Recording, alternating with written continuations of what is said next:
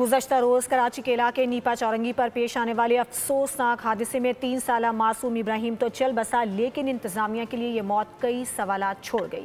रेस्क्यूदारों को पहुंचने में क्यों ताखीर हुई, जबकि रेस्क्यू 1112 हेडक्वार्टर जाए हादसे से सिर्फ 2 किलोमीटर दूर था।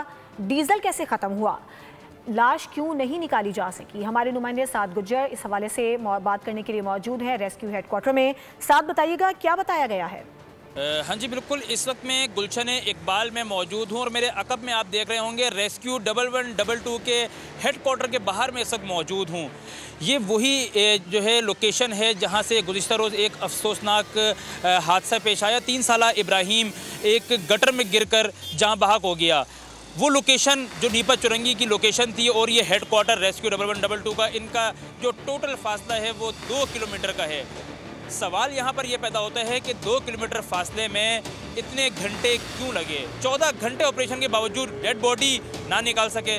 आइए चलते हैं। मौजूद हूँ और यहाँ मौजूद एहलकारों की तरफ से बताया यह गया कि कोई स्पोक्स पर्सन इस वक्त मौजूद नहीं है, कोई आला अफसर भी यहाँ पर मौजूद नहीं है, जबकि सेक्रेटरी मीटिंग में मसरूफ़ हैं। बहुत सारे सवाल हैं, आया कोई इशू सामने आया, वहाँ पर पहुँचने के बाद मशीनरी के अंदर फ्यूल मौजूद क्यों नहीं था और उसके बाद 14 घंटे ऑपरेशन के बाद डेड बॉडी क्यों नहीं निकाल सके? बहुत सारे सवाल जन्म लेते हैं, लेकिन अफसोस की बात यह है कि इन सवालात के जवाब देने के लिए यहाँ पर कोई मौजूद नहीं है। सब्सक्राइब करें और बेल दबाएं ताकि कोई खबर रह न जाए।